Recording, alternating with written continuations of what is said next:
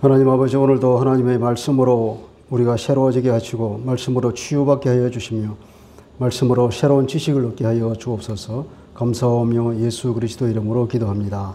아멘.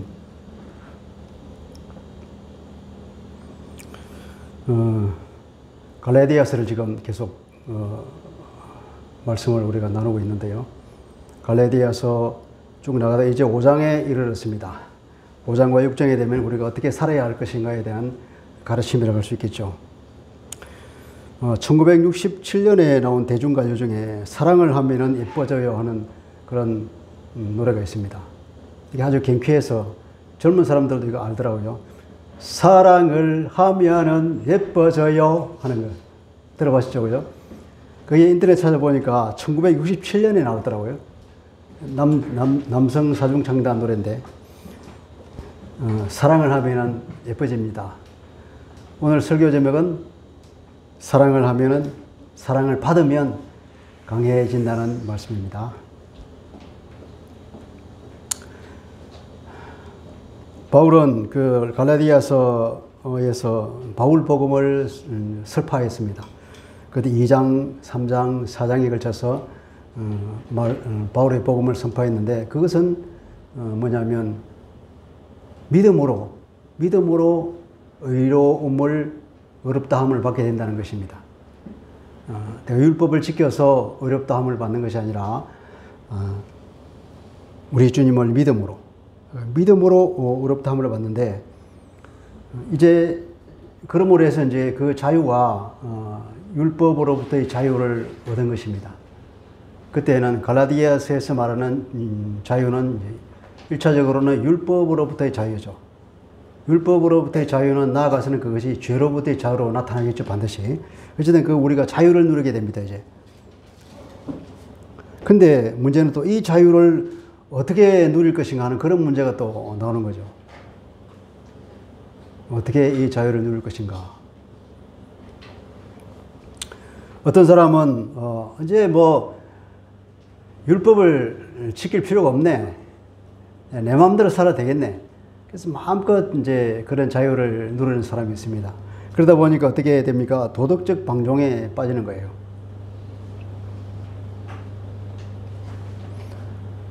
펠라기우스라는 사람이 있는데, 이 사람은 그 영국 수도성 출신인데, 이때가 주후 400년입니다. 로마로 들어와 보더니 이 사람이 엉망이란 말이죠. 너무나 자유를 누린 나머지 아주 도덕적 방종에 빠지고, 하나님의 이 말씀은 계명을 지키려는 의사가, 그런 의지가 전혀 없는 것을 보고 펠라기우스가 마음속에 아주 붕괴했습니다. 아니, 어떻게 예수 믿는다고 하면서 하나님의 계명을 지키지 않냐. 그렇게 해서 이 펠라기우스라는 사람은 이 성경에 나오는 높은 그 윤리적 수준에 맞추기 위해서 그 계명을 지키며 살아야 한다. 예수 믿는 사람은 당연히 계명을 지켜야지. 우리가 지킬 수 없는 계명을 주실 이유가 없다. 하나님의 계명을 주시다면 반드시 지킬 능력이 있으니까 우리가 지켜야 한다. 그렇게 해서 그 말씀을 지키기 위해서 고군분투하는 그런 삶을 살고 또 그것을 설파했습니다. 근데 여기 있으니까 우리가 그 유명한 어거스틴이라는 사람은 여기에 이제 반대했죠. 주님이, 하나님의 은총이 우리를 그렇게 한다. 그렇게 해서 논쟁이 붙은 적이 있는데, 어쨌든 이 바울이 말하는 이 자유를 누리기 위해서 두 가지 이제 상반된 어떤 그 부류가 나타난 거죠. 펠라기우스처럼 율법을 열심히 지키려고 노력하는 사람이 있는가 하면, 아예 율법은 우리와는 아무 상관이 없으니까 그런가 내 마음대로 살아도 된다, 이렇게 방종에 빠지는 부류가 있었단 말이죠. 여러분은 어떻게 생각합니까? 어느 쪽이 맞다고 생각해요?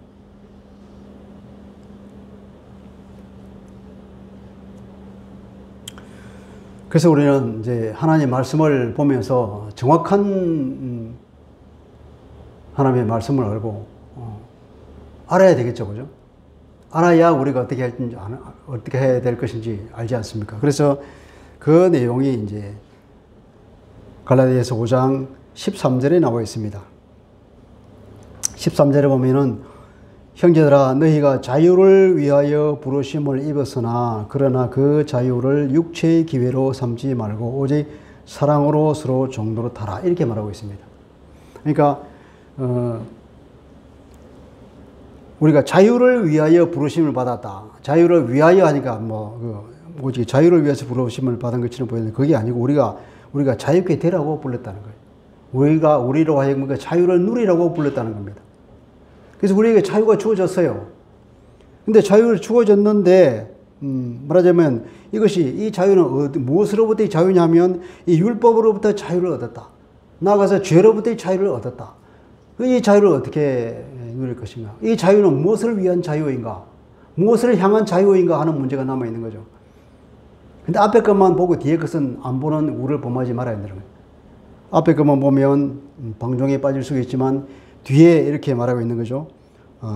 그것을 육체의 기회로 삼지 말아라. 그럽니다. 그 자유를 육체의 소욕을 이루기 위해서 그 자유를 누리지 말라는 것입니다. 그러니까 육체의 기회로 삼지 말 거다. 육체에게 기회를 주기 위한 목적으로 자유를 사용하지 말라. 육체가 원하는 것을 이루기 위한 목적으로 삼지 말라는 겁니다. 기회로 삼지 말라는 것은 그 자유를 내가 육체가 원하는 바를 이루기 위한 어떤 자원이나 그 수단으로 삼지 말라는 거예요.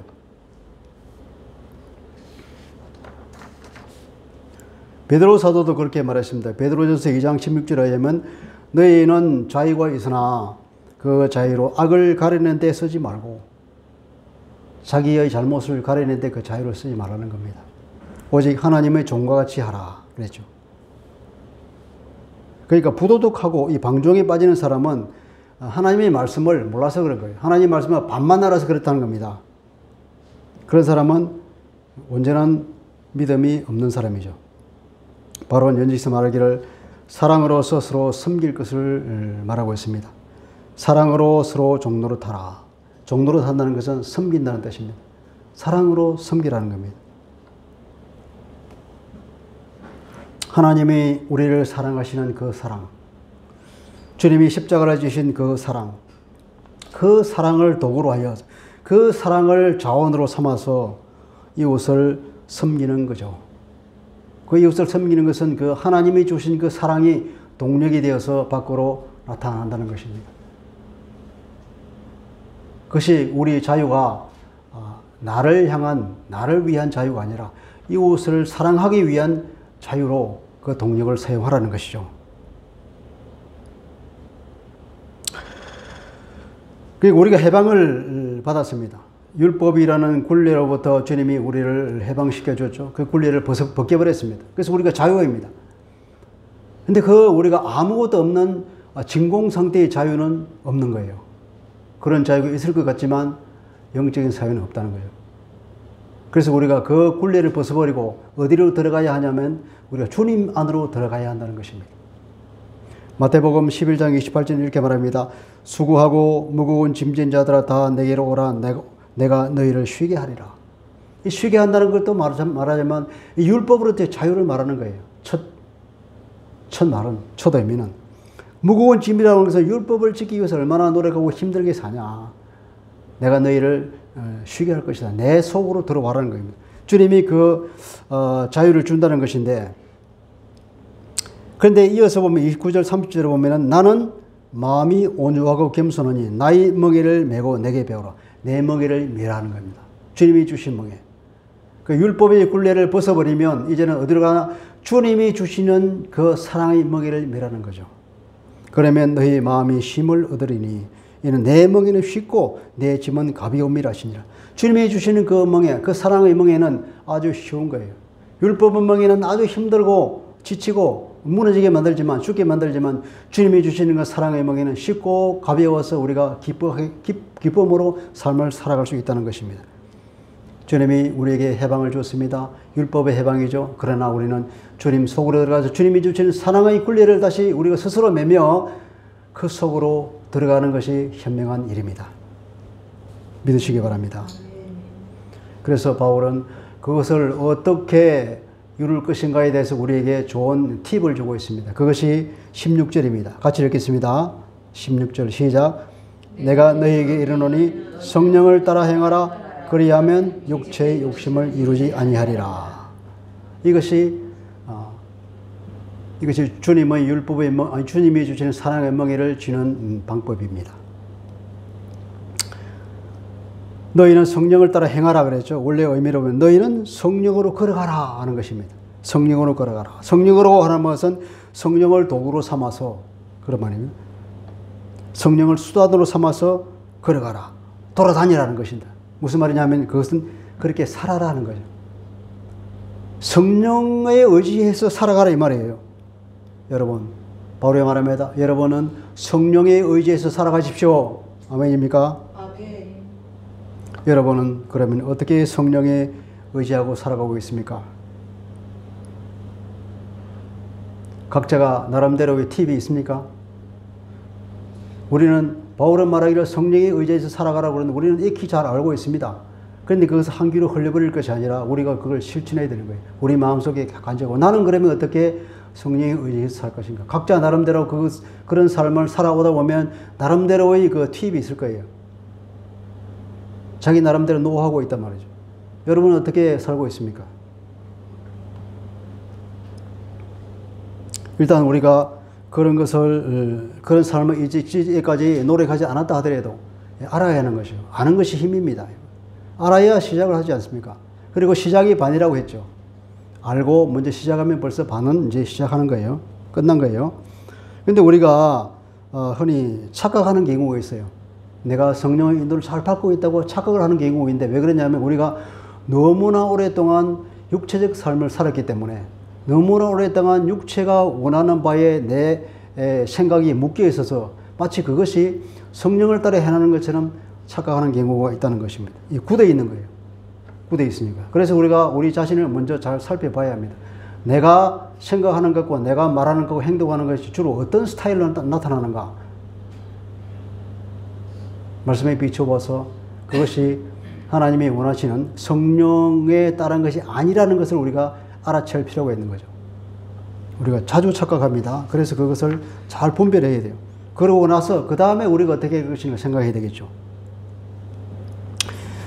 우리가 성령에 의지해서 살면 그 결과가 어떻게 나타나냐면은 육체의 욕심을 이루지 않는다 그럽니다. 육체의 욕심, 육체가 소유하는 것, 육체가 강하게 추진하는 그것을 이루지 않게 된다는 것입니다. 너희는 성령을 따라 행하라. 그리하면 육체의 욕심을 이루지 아니하리라 그랬는데 그리하면 너희는 원래 의미는 결코라는 의미가 있습니다. 결코 육체의 욕심, 육체의 탐욕, 육체의 그 탐심, 욕망을 이루지 않는다 그럽니다.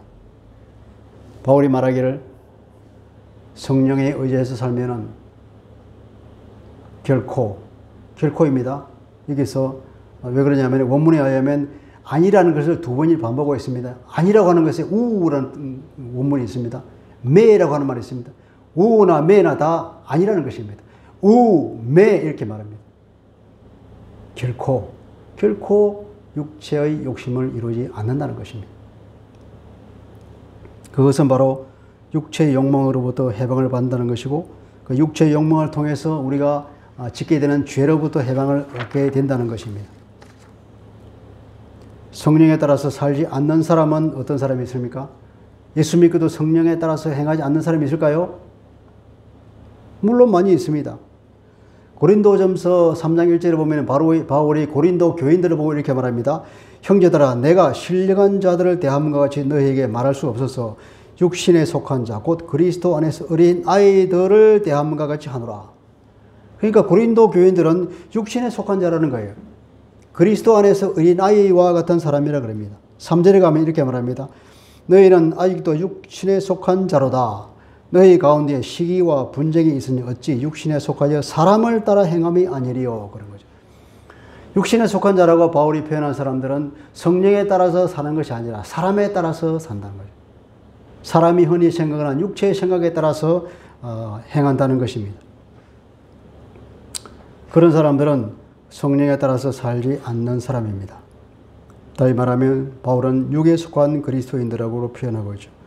우리는 이 육에 속한 그리스도인에서 벗어나서 이제 성령을 따라 사는 그런 사람이 되어야 할 줄 믿습니다.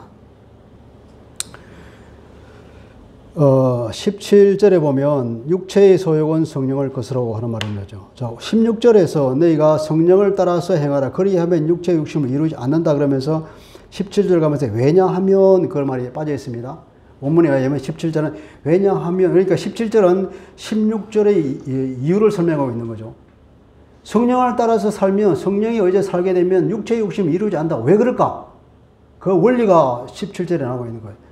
17절 이걸 보면 육체의 소욕은 성령을 거스리고 성령의 소욕은 육체를 거슬러서 이 둘이 서로 대적함으로써 너희가 원하는 것을 하지 못하게 하기 때문이다. 그런 거예요.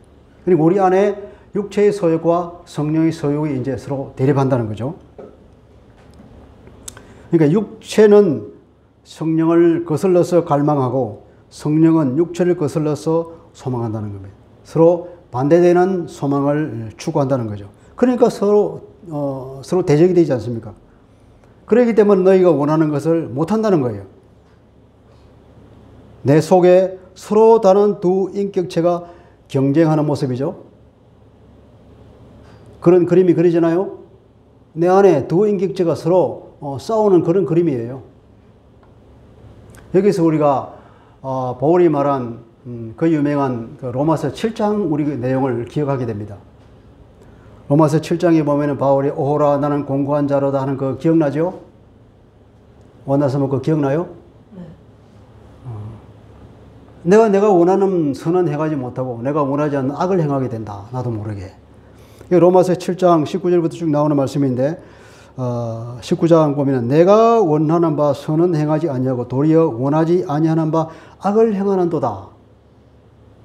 20절에 보면 만일 내가 원하지 아니하는 그것을 한다면 이를 행하는 자는 내가 아니요 내 속에 거하는 죄니라. 그러니까 내 안에 죄라고 하는 새로운 인격체가 있다는 겁니다. 그러므로 내가 한 법을 깨달았노니 곧 선을 행하기 원하는 나에게 악이 함께 있는 것이라. 그러니까 내 안에 선을 행하는 마음과 악을 행하고자 하는 두 마음이 있다는 거예요. 두 인격체가 있다는 것입니다. 여러분, 이것은 바울이 어떤 마음을 묘사하는 것일까요? 그러니까 바울이 회심하기 전의 마음의 상태입니까? 바울이 그리스도를 믿고 난 후의 마음의 상태입니까? 믿고 난 후의 마음. 목사님 어떻게 생각하세요? 믿고 난 후에. 일반적으로 우리는 그렇게 다 이해를 합니다. 바울이 회심한 후에도 여전히 그 안에 두 개의 자아가 있어서 그 안에서 서로 싸우고 있다는 거예요. 그러니까 우리가 예수를 믿고 나다 치열한 내적 전투를 통해서 하나님의 말씀을 지키기 위해서 노력해야 된다. 그런 말로 우리가 이해하고 있죠. 그런데 그것은 틀렸다 하는 주장이 있습니다. 왜냐하면 그것은 율법을 지키지 못하고 다르지 말하면 하나님께서 원하시는 선한 삶을 살아가지 못하는 패배주의자들의 자기 합리화에도 불과하다.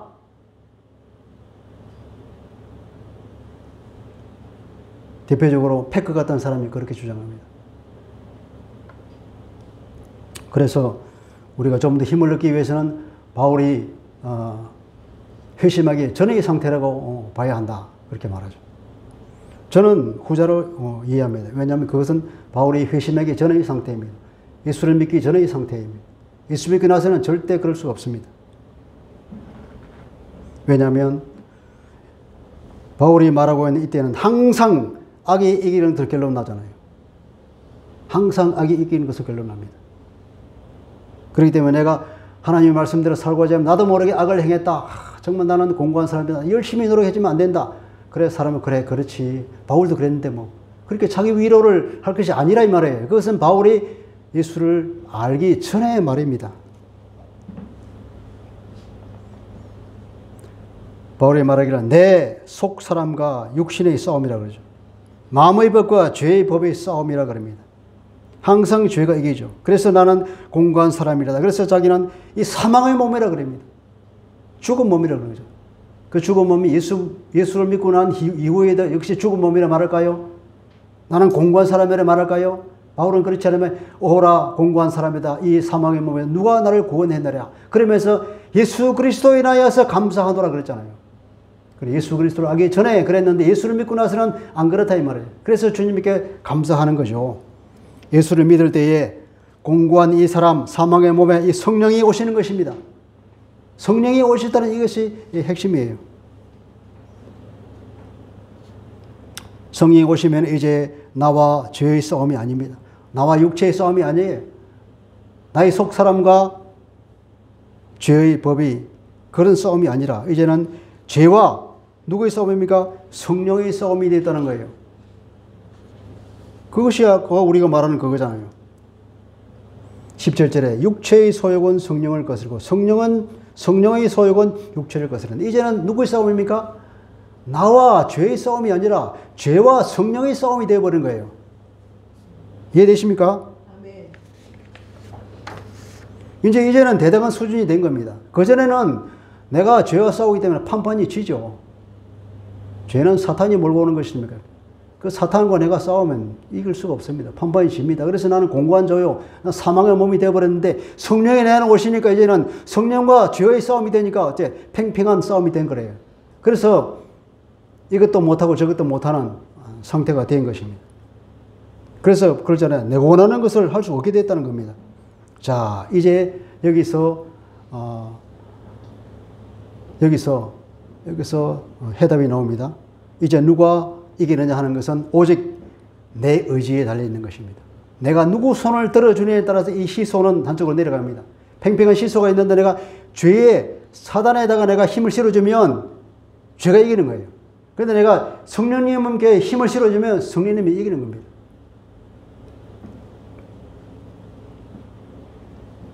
내가 누구 손을 들어주는가로 결정이 되게 됐습니다.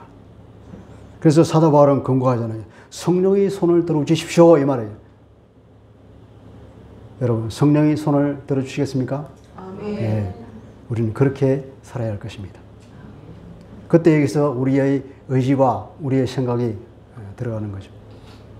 예수 믿는다고 해서 공짜로 자동적으로 성령의 열매가 맺히지 않는 것입니다. 우리는 공짜로 구원을 얻죠. 내가 구원을 얻는데 하나도 보태주는 게 없어요. 100% 하나님 은혜라고 그럽니다. 그러면서 또한 내가 그러면 전혀 아무런 의지력이 필요하지 않냐? 그건 아니죠. 참 예수 믿는 것은 우리가 이해하지 못하는 것이 있습니다. 예수님이 전적으로 하나님이시잖아요. 그때 또 한편으로는 예수님은 전적으로 인간으로 사셨지 않습니까? 우리가 그걸 어떻게 다 이해하겠어요? 성경을 누가 썼습니까?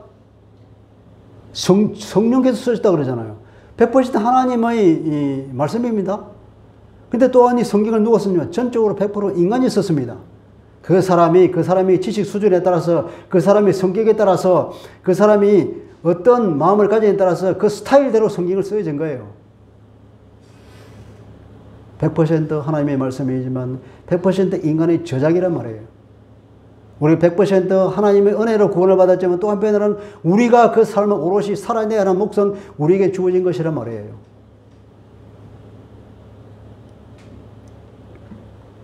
그런 이중의 면이 있음을 우리가 알아야 됩니다.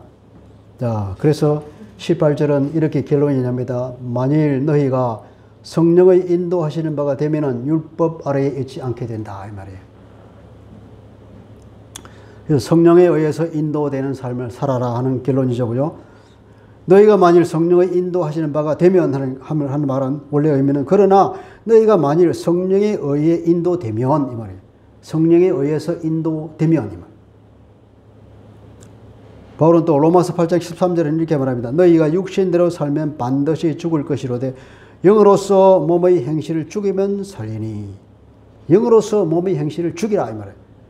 이렇게 달리 표현한 거죠. 성령의 인도를 받아서 사는 것과 영으로서 몸의 행실을 죽이는 것. 영으로 성령이죠. 성령으로서 몸의 행실을 죽인다. 그러니까 성령이 이기는 거죠. 그런 삶을 살아가는 겁니다. 그럼 어떻게 영으로서 몸의 행실을 죽입니까? 그 방법이 뭡니까? 이게 말이에요. 성령에게 손을 들어주라는 거예요. 성령님께 우리가 손 들어주는 것. 그 어렵습니까? 그것이? 내가 싸우는 것이 아니고 어디에다가 손을 들으니까 성령님 이기십시오 이렇게 우리가 응원해 주면 된다는 거예요.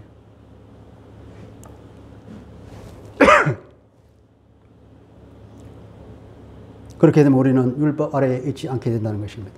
율법의 지배 아래에 놓이는 삶을 살지 않게 된다는 거죠. 율법은 뭡니까? 정죄한다 그랬지 않습니까? 율법은 우리를 심판하지요. 그러니까 바울이 말하기를 마치 율법은 우리를 저주하는 것처럼 겉으로 보여준다는 것입니다. 율법을 지킴으로써 우리 삶을 살려고 하는 사람은, 그런 사람은 타율적인 삶을 살게 됩니다. 내가 원해서가 아니라 어쩔 수 없이 우리가 의무이니까 한다는 겁니다. 의무감에서 한다고 하는 것은 굉장히 힘들어지는 것이죠. 그것이 펠라기우스적인 삶입니다. 내 노력으로 율법을 지키고자 애쓰는 삶은 영적인 무기력에 빠지게 되는 거죠. 그러나 우리가 성령님께 우리가 손을 들고 성령님께 응원함으로써 우리가 성령의 성령에 의해서 인도받는 삶은, 그래서 이제 율법으로서 해방을 받는 것이고 죄로부터 해방을 받는 것입니다. 그래서 그런 사람은 바울의 말하기를 하나님의 아들이요 딸이라 그럽니다. 로마서 8장 14절입니다. 무릇 하나님의 영으로 인도함을 받는 사람은 곧 하나님의 아들이라. 이렇게 하나님의 진정한 자녀가 되기 위해서는 성령님의 인도를 받아야 돼요. 성령님의 손을 들어줘야 되는 거예요. 우리 내면에서 극기가 싸움이 일어나고 있습니다. 우리 육체를 통해서 사단이 강하게 욕망을 일으킵니다. 그때 성령께서 아니야! 성령께서 원하시는 그 욕망을, 소욕을 일으킵니다. 두 개가 팽팽히 맞서고 있을 때 그때 그렇습니다. 성령님, 그 길이야말로 하나님의 아들이 걸어가는 길입니다. 그 길이야말로 하나님께서 기뻐하시는 삶입니다. 이렇게 우리가 응원하고 손을 들어줄 때에 우리가 하나님의 아들의 길을 걸어간다는 것입니다. 우리는 그런 삶을 위해서 우리가 그리스도인의 정체성을 인식해야 됩니다. 24절을 읽어볼까요? 24절 같이 읽어보겠습니다. 시작. 그리스도 예수의 사람들은 육체와 함께 그 정욕과 탐심을 십자가에 못 박았느니라. 우리는 어떤 사람이라? 우리는 그 육체를 십자가에 못 박아버린 거예요. 십자가에 육체를 못 박아버렸는데 그 육체 안에 뭐가 있습니까? 육체 안에는 탐욕이 있다는 거예요. 그 정욕과 탐심이 있는 거예요. 육체를 못 박아버림으로 인해서 그 속으로 육체를 통해서 강하게 역사하는 그 탐심과 욕심도 함께 십자가에 못 박아버리는 거예요. 사단이 우리를 어떻게 공격합니까? 육체를 통해서 우리를 강하게 공격한다는 거예요. 육체가 갖고 있는 그 욕망, 하나님께서 우리에게 육체를 통해서 우리에게 강한 욕망을 심어줬어요. 그 욕망은 뭡니까? 우리가 살아가기 위해서 하는 방편이에요. 식욕이 왜 있습니까? 살아라고. 식욕이 없어 못 먹으면 어떻게 되면 굶어 죽잖아요. 살아라고 그런 것입니다. 성령을 왜 주었습니까? 생육하고 번성하라고 성령을 주었습니다. 그런데 그것을 통해서 사단은 과도하게 그것을 일으키는 거예요. 그렇게 해서 어떻습니까? 철저하지 못해서 그것이 죄로 이끌어 가버리는 것이 사단이 우리를 속이고 우리를 넘어뜨리는 방법 아닙니까? 육체를 통해서 사단이 우리를 강하게 우리에게 오는데 그 육체의 껍데기를 홀라당 벗어다 사단에서 던져버리는 거예요. 먹고 떨어져라! 파리떼가 들어올 때 그것을 그냥 쏟아 쓰레기통에 버려버리는 거예요. 그와 같은 것입니다. 사도 바울은 그랬죠. 내가 그리스도와 함께 십자가에 못 박혔다 그랬잖아요. 갈라디아 2장 20절. 우리는 우리 육체를 벗어서 사단에게 던져 주어버렸습니다. 예. 더 이상 우리는 사단은 그래서 우리에게 육체를 통해서 우리를 넘어뜨릴 근거가 없습니다. 십자가와 함께 주님께서 지신 그 십자가와 함께 우리의 육체도 역시 못 박아 버렸습니다. 그래서 25절에 보면은 만일 너희가 성령으로 살면 또한 성령으로 행하자 이렇게 권고하고 있습니다. 만일 우리가 성령으로 산다면, 만일 우리가 성령으로 말미암아 생명을 얻었다면 이 말입니다. 우리가 성령을 통해서 주님이 부활하심으로 인해서 우리가 새로운 생명을 얻었지 않습니까? 우리는 새 생명을 얻었습니다. 그러니까 그럼도 역시 성령으로 걸어가자 이렇게 권고하고 있는 것입니다. 행하자 하는 것은 걷자 이 말이에요. 우리의 삶 역시 성령으로 살아내자 하는 바울의 권고입니다. 자, 그래서 우리는 로마서 8장 12절에 말하고 있는 것처럼 그리스도께 우리 빚진 심령으로 살아가는 것이 좋습니다. 빚진 심령으로 살아가야 되는 거예요. 로마서 8장 12절에 하면 형제들아 우리가 빚진 자로 돼 육신에게 져서 육신대로 살 것이 아니니라 그러죠. 조금 번역이 이상한데요. 이것은 우리는 빚진 자로 돼 육신에게 빚져서 육신에 따라 살 사람이 아니라 말이에요. 우리가 빚을 졌지만 육신에게 빚을 진 거 아니에요. 우리가 누구한테 빚졌습니까? 하나님께, 우리가 예수 그리스도께서 빚졌잖아요. 성령님이 우리에게 생명을 주었으니까 성령께 빚졌잖아요. 그러면 우리가 빚진 사람으로서 어떻게 살합니까? 당연히 성령과 함께 길을 걸어가야지. 그 말 아니겠습니까? 우리가 성령께 빚졌는데 어떻게 사단에게 빚진 사람들은 살겠습니까?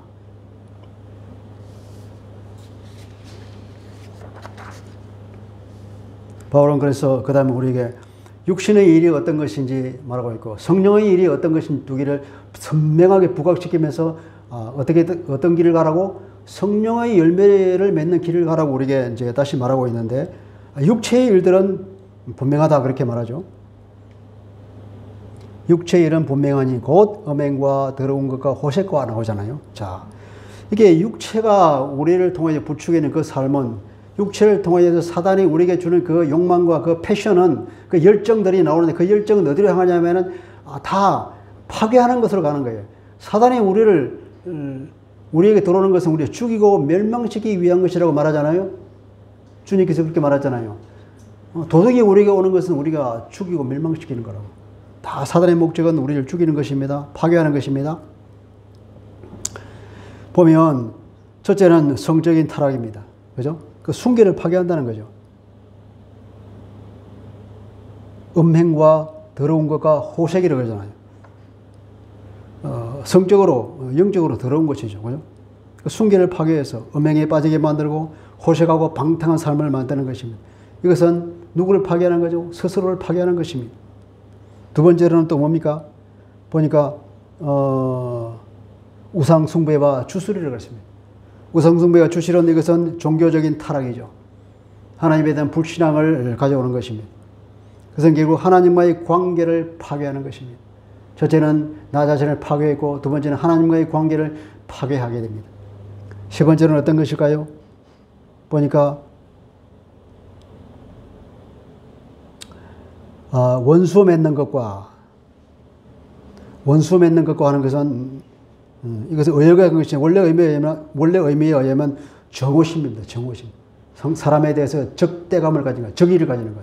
정오하고 적의를 가지고 그렇게 사람을 대하고 달려들고 싸우는 거죠. 그죠? 그렇게 해서 그러면 당연히 원수 맺는 게 되는 거니까 원수 맺는 것으로 번역을 했지만 원래 의미는 정오심입니다. 정오심. 그리고 분쟁과 시기와 21절에 보면 투기도 나오죠. 시기와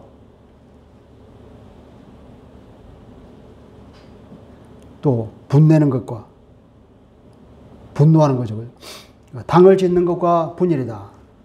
당을 짓는 것도 의역한 건데 원래 의미는 이기심인 거예요. 항상 이기심에서 내 이익만 너무 추구하다 보니까 상대방에게 있는 것까지 뺏어오고 그러니까 어떻게 싸움이 일어나는 거죠. 항상 편을 가르는 것입니다. 네 편 내 편 가르고 내 이익을 위해서 싸우고 상대방을 죽이고 이렇게 하는 올라서고 뺏고 하는 거잖아요. 그리고 분열과 이단이다. 이단도 그렇게 하나님의 말씀에까지도 자기 위주로 하다 보니까 이단이 생긴다는 거죠. 그것은 바로 분파주의를 말하는 것입니다.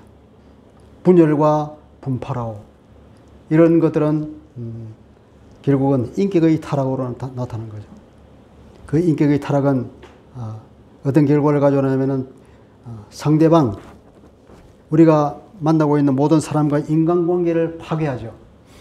그런 타락한 인격을 가진 사람에게 어떻게 인간관계가 유지되겠습니까? 내 이익만 위해서, 나를 위해서 상대방은 항상 틀리고 상대방은 미워하고 상대방은 항상 짓밟고 뺏으려고 하는데 그렇게 사단은 우리를 몰아가는 것입니다. 인간관계 파괴를 나타내고 두 번째 인격적 타락을 가져옵니다. 그것은 투기와 술 취함과 방탕함이라고 그러죠. 그리고 그와 유사한 것들. 술 취한 것과 이때 방탕한 것은 마시고 흥청거리는 것을 말합니다. 마시고 흥청거리는 것. 무절제한 파티. 미국 가면 파티 문화라고 있잖아요. 너무 무절제한 파티예요. 한국도 이런 게 있습니다. 회사에서 회식을 한다 그러면 서로 맛있는 음식을 먹고 술 한잔 하고 재미있는 얘기를 하고 그리고 헤어지면 얼마나 좋습니까? 마시고 흥청거리고 계속 하는 거예요. 그리고 밥을 먹고 술을 마시고 술을 과도하게 마십니다. 흥건하게 취합니다. 그러면 어떻게 하면 2차 가는 거예요. 또 마시는 거예요. 그것도 부족해 또 3차 가는 거예요. 또 마시는 거예요. 그런 삶을 살고 있는 그건 뭐 전형적으로 이것은 사탄이 끌고 가는 방식이죠. 우리로 하여금 절제하게 못하게 만드는 것입니다. 이것은 뭡니까? 자기를 파괴하는 것입니다. 결국 육체의 일들은 분명하다, 명백하다고 그러는데 결국은 뭐 성적인 타락으로 자기를 파괴하고 종교적인 타락으로 하나님의 공기를 파괴하고 인격의 타락을 통해서 인간관계를 파괴하고 스스로를 파괴하게 만드는 거예요. 죽이고 멸망시키는 사단의 의도가 그대로 드러나는 것이죠. 이건 총체적인 파괴입니다. 그래서 한국의 선교사들이 들어와서 공부한 것이 뭡니까? 그런 사단의 과도한 열망을 억제하기 위해서 뭐를 공개했습니까? 노름하지 마라.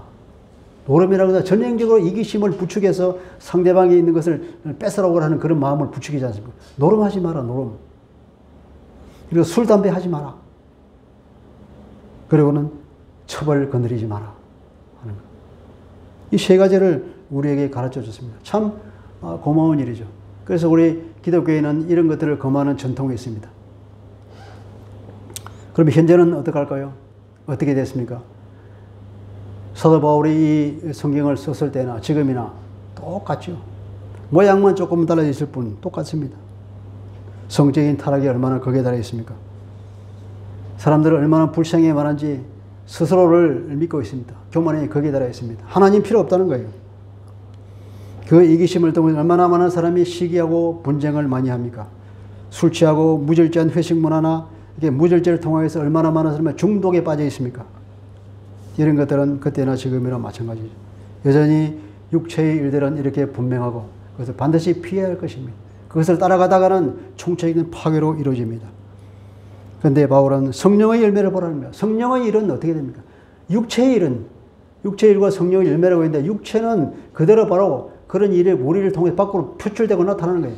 근데 성령은 그대로 나타나는 것이 아니라 성령은 우리 안에 오신 새로운 인격체이지 않습니까? 육체는 나와 붙어 있을 때 마치 내 인격인 것처럼 느껴지지만 성령은 내 안에 오신 새로운 인격체예요. 우리는 그분을 아주 인격적으로 모셔드릴 필요가 있습니다. 성령은 너무나 신사적이어서 우리가 원하지 않으면 절대로 일하시지 않는 분이에요. 너무나 우리의 인격을 존중해 주기 때문에 그렇습니다. 그래서 성령께서 우리 안에 일하시기 위해서는 일정의 절차가 필요합니다. 그래서 그것을 열매라고 표현하는 거예요. 그대로 그냥 일이 아니라 육체의 일을 그랬죠. 그 일이 아니고 그냥 열매라고 그럽니다. 하나의 프로세스가 필요하다는 거죠. 첫째는 사랑이죠. 사랑은 한마디로 말하면 의지적 행동입니다. 고린도전서 13장 그 사랑의 내용을 보니까 사랑은 오래 참고, 우리 잘 알잖아요. 사랑은 온유합니다. 사랑은 무례하게 행치 않습니다. 사랑은 썩내지 않습니다. 사랑은 자기 유익을 구하지 않습니다. 쭉 나가다 마지막에 어떤 거 모든 것을 참고 모든 것을 견디죠. 사랑은 참는 것으로 시작해서 참는 것으로 끝나는 겁니다. 이것은 우리의 전적인 강력한 의지가 필요한 행동이라는 것입니다. 그래서 주님께서 우리에게 명령하셨죠. 서로 사랑하라. 새로운 계명이다 이렇게 말할 정도로 우리에게 사랑의 명령을 했습니다. 우리는 사랑을 할 의지적인 행동을 할 필요가 있습니다. 두 번째로는 기쁨이라고 그랬죠. 사랑과 희락이라고 그랬죠. 기쁨. 우리에게 기쁨이 있는 것은 왜 기뻐할까요? 우리에게 돈이 많아져서 기뻐합니까? 우리에게 하나님께서 걱정을 없애주어서 기뻐합니까? 그것은 여기서 말하는 기쁨의 이유가 아닌 줄 믿습니다. 이것은 바로 변함없는 주님의 사랑과 완전하신 주님의 보호 때문에 우리가 기뻐하는 것입니다. 이것은 알아야 기뻐할 수 있는 것입니다. 하나님의 나라의 상속의 분명한 소망이 우리에게 있습니다. 반드시 우리는 그런 천국을 상속하게 되어 있습니다. 그리고 지금도 우리는 주님과 함께 이 땅을 통치하는 그런 신분입니다. 그러한 신분과 그러한 소망과 그러한 하나님의 그 보호와 사랑을 우리가 알기에, 그것을 믿기에, 그 안에서 우리는 그것을 생각할 때마다 기쁨으로 충만하게 되는 것입니다. 그래서 데살로니가 5장 16절에만 항상 기뻐하라 그랬죠. 야고보 사도도 1장 2절에 보면은 내 형제들아 너희가 여러 가지 시험을 당하거든 온전히 기쁘게 여기라 그랬습니다. 왜냐하면 지금 현재는 이렇게 어렵고 힘들지만 그 하나님의 무한하신 사랑과 보호와 그 우리의 소망을 생각하면 기뻐하지 않을 수 없는 거예요. 우리의 그 신분을 생각할 때 내가 하나님의 자녀구나, 내가 주님과 같이 이 땅을 실제로 통치하고 있는 사람이구나 하는 그런 우리의 신분을 생각할 때 기뻐하게 되는 거죠. 화평이라 그랬죠. 하나님과의 관계에서 우리는 화평합니다. 그리스도를 통한 하나님의 화해의 사역이 우리와 하나님과의 관계가 화평하게 되었습니다. 그래서 우리는 하나님의 자녀가 되어 있지 않습니까? 사람들과의 관계도 화평하게 되었습니다. 에베소서 2장 14절에 보니까 이방인과 유대인 사이에 관계가 회복된 것을 말하고 있습니다. 비단 유대인뿐입니까? 이방인 사이에서 서로가 이제 관계가 회복되는 거예요. 예수 그리스도 안에서 우리는 모두가 다 하나라 그랬죠. 모두가 다 형제 자매라 그랬지 않습니까? 그래서 우리는 화평하게 되는 것입니다. 그리고 오래 참는 그런 성령의 열매를 또 말하고 있습니다. 이건 인내죠, 그죠? 오래 참는다고 하는 것은 상대방의 잘못에 대해서 우리가 화를 내지 않는 것이죠. 이 화를 낸다고 하는 것은 육체의 일인 것입니다. 잠언 12장 16절에 보면 슬기로운 자는 수욕을 참는다 그랬습니다. 오래 참다 그래요. 이 오래 참는다고 하는 것은 잠언 12장에 뿐 아니라 15장 18절에 되고 16장 32절 무려 3번이나 오래 참는 것에 대해서 인내에 대해서 말하고 있습니다. 참아라는 거예요. 왜 그럴까요? 그만큼 중요하다는 것입니다. 우리가 삶을 살아갈 때에 이렇게 오래 참는 것, 이 성령의 열매를 맺는 것은 삶에 굉장히 유익한 거죠. 그리고 또 친절함이나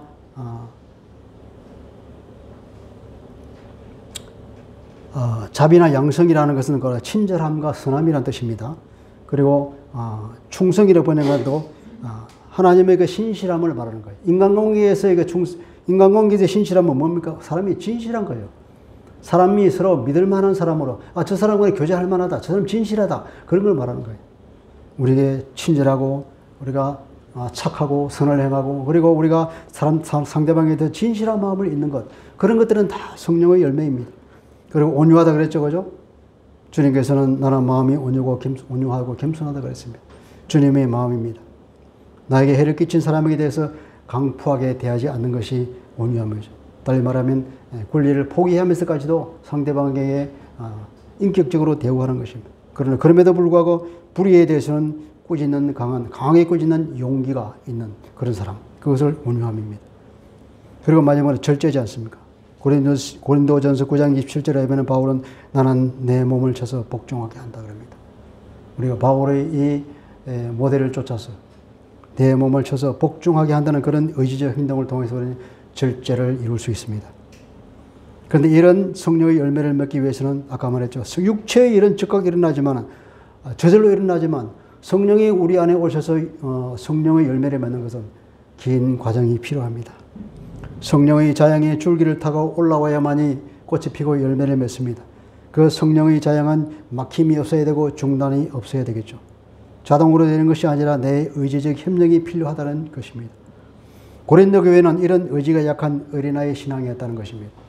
앞으로 우리는 이제 이런 어린아이 신앙을 벗어나서 성령님과 계속해서 협력해서 내 속에서 이런 좋은 그런 것을 가꾸어 나가는 성숙한 신앙인이 됩시다. 성령의 인격적 활동은 나의 동의가 절대로 필요하다는 것입니다. 성령님이 그렇습니다. 동의합니다. 성령님은 손을 들어줍니다. 저는 그런 길을 가고 싶습니다. 이렇게 우리가 의지적으로 동조해 줄 때에 성령께서 내 안에 역사하시고 그것이 열매를 맺게 된다는 것입니다. 자, 바울이 우리에게 자유를 주었다 그러는데 이 자유라가 우리에게 준 자유라고 마음껏 육체가 원하는 대로 살 것이 아니라는 거죠. 그죠? 사랑으로 서로 섬겨야 한다는 것입니다. 그것이 자유를 주신 하나님의 목적입니다.